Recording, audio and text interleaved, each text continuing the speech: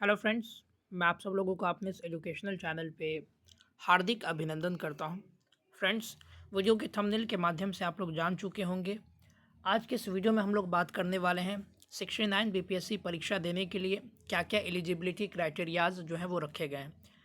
जी हाँ दोस्तों, जैसा कि आप सबको मालूम है कि 69 बीपीएससी की परीक्षा जो है वो 30 सितंबर को आपकी जो प्रीलिम्स की जो परीक्षा है वो संभावित तिथि अभी से ही जारी कर दी गई है। इसका नोटिफिकेशन जो है वो आपके जून से जुलाई के महीने में देखने को मिल सकता है। तो बहुत सारे बच्चे ये क्यूरियस थे इस चीज़ को जानने के लिए कि इस वैकेंसी का लाभ उठाने के लिए या इस पद का लाभ उठाने के लिए हमारे अंदर क्या क्या एजुकेशनल क्वालिफिकेशन होनी चाहिए, हमारी एज कितनी होनी चाहिए, हमारी हाइट कितनी होनी चाहिए। इसके अलावा क्या अपियरिंग वाले बच्चे इस एग्ज़ाम को दे सकते हैं या बिहार के बाहर के जो बच्चे हैं क्या वो इस एग्ज़ाम के लिए अपियर हो सकते हैं। इन सब से संबंधित कई सारे कमेंट्स जो है वीडियोज़ के माध्यम से आप लोग करते रहे हैं। तो मैंने आप लोगों के लिए एक प्रॉपर ही वीडियो आप लोगों के सामने जो है उपलब्ध करवा दिया है ताकि आसानी से जो है आप लोग सभी डाउट को क्लियर कर सकें। तो एक एक करके सबसे पहले हम सभी चीज़ों को समझने वाले हैं। सबसे पहले 69 बीपीएससी की बात करते हैं तो इसके अगर नोटिफिकेशन की बात करते हैं तो जून से जुलाई के महीने में इसका नोटिफिकेशन आने की संभावना है। ध्यान से समझिएगा, संभावना है। एग्जाम डेट की बात करते हैं तो अभी से ही आपका एक रफ एग्जाम डेट जो है 30 सितंबर जो है आपके प्रीलिम्स की परीक्षा जो है वो घोषित कर दी गई है कि आपके प्रीलिम्स की परीक्षा 30 सितंबर को ली जाएगी 69 बीपीएससी के लिए। पद की बात करते हैं तो यहाँ पर जो है 68 की अपेक्षा यहाँ पर जो है वो अच्छे खासे पद आपको देखने को मिल सकते हैं। 69 बीपीएससी में अराउंड आपके जो है वो 1000 के आसपास पद देखने को मिलेंगे और इसकी विस्तार पूर्वक जानकारी आपको नोटिफिकेशन के वक्त ही सही तरीके से समझ में आ सकेगा।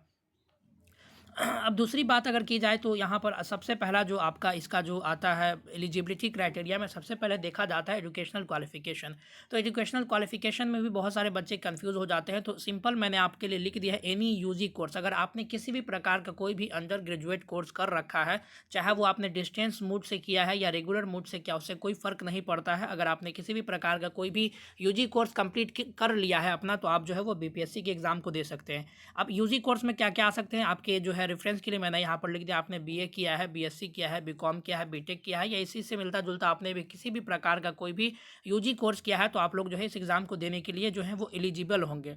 अब दूसरी बात यहाँ पर आती है कि अपियरिंग वाले जो स्टूडेंट्स होते हैं क्या इसमें अप्लाई कर सकते हैं। तो ध्यान से समझेंगे, अब तक का जो बीपीएससी का जो अपना एक ट्रेंड रहा है या इसकी जो रेगुलेशंस रही हैं वो ये रही हैं कि आपका जो है पार्ट 3 तक का जो रिजल्ट है, यानी आपका जो फाइनल रिजल्ट जो है वो आपका बीपीएससी का फॉर्म भरने की अंतिम तिथि से पहले पहले जो है वो जारी हो जाना चाहिए। तो अगर आप अपियरिंग है तो आपका जो है वो फॉर्म भरने की अंतिम तिथि से पहले पहले अगर आपका रिजल्ट घोषित हो जाता है तीनों वर्षों का, तभी जाकर के आप बीपीएससी की परीक्षा को दे सकते हैं। अदरवाइज आप इस एग्ज़ाम को देने के लिए एलिजिबल नहीं होंगे अपियरिंग वाले स्टूडेंट्स। तो ये था आपका अपियरिंग से संबंधित जानकारी। वहीं अगर हम लोग दूसरा जो सबसे बड़ा जो डाउट लोगों के अंदर आता है कि क्या बिहार से बाहर के बच्चे इस एग्ज़ाम के लिए अपियर हो सकते हैं, तो यस वाई नॉट। अगर आप देश के किसी भी क्षेत्र से बिलोंग करते हैं तो आप बिहार के इस एग्ज़ाम के लिए जो है वो अपियर हो सकते हैं। तो यह रहा आपका दूसरी जानकारी। वहीं हम लोग बात करते हैं एज लिमिट से संबंधित। तो एज लिमिट की बात करें तो यहाँ कैटेगरी वाइज जो है डिफरेंट जो है वो कैटेगरी के लिए अलग अलग जो है मिनिमम और मैक्सिमम एज लिमिट रखी गई है। तो मिनिमम एज लिमिट की बात करते हैं तो कुछ पोस्ट ऐसे हैं बीपीएससी के थ्रू जो रिक्रूट किए जाते हैं जिसकी मिनिमम एज क्वालिफिकेशन जो है वो 21 ईयर्स रखी गई है। वहीं कुछ ऐसे जो हैं आपके सामने कह सकते हैं कि एज है जो कुछ ऐसे जो है आपके सामने पोस्ट है जिसकी जो न्यूनतम उम्र सीमा है वो 22 वर्ष रखी गई है। तो आप जो है आप देख सकते हैं कि एससी एसटी ओबीसी सब के लिए जो है आपके सामने मिनिमम एज लिमिट जो है वो 21 से 22 साल जो है यहाँ पर देखने को मिलता है। मैक्सिमम की बात करें तो जनरल वालों के लिए यहाँ पर जो है 37 ईयर्स तक आप जो है इस एग्ज़ाम को दे सकते हैं। एससी वाले जो है 40 वर्ष तक, एसटी वाले 40 वर्ष तक और ओबीसी वाले जो है 42 वर्ष तक इस एग्ज़ाम को दे सकते हैं। अब यहाँ पर दूसरी बात ये आती है कि अटेम्प्ट को लेकर के भी बच्चे कंफ्यूज रहते हैं कि हम कितनी बार बीपीएससी की एग्ज़ाम दे सकते हैं। तो फिलहाल फ्रेंड्स इस पर किसी भी प्रकार की कोई भी अपडेट नहीं है। आप जो है मल्टीपल टाइम जितना बार भी आप अपने एज लिमिट के भीतर रह करके, यानी 37 ईयर्स से पहले अगर आप जनरल कैटेगरी से बिलोंग करते हैं तो आप जितना बार भी चाहें अनलिमिटेड टाइम्स जो है आप इसके अटेम्प्ट को दे सकते हैं। तो फिलहाल तो यही है, आगे चल करके इसमें किसी भी प्रकार का कोई भी बदलाव आ जाए तो वो एक अलग बात है, लेकिन फिलहाल अभी आप अनलिमिटेड टाइम्स तक जो है अटेम्प्ट दे सकते हैं अपने एज लिमिट के भीतर ही रहकर।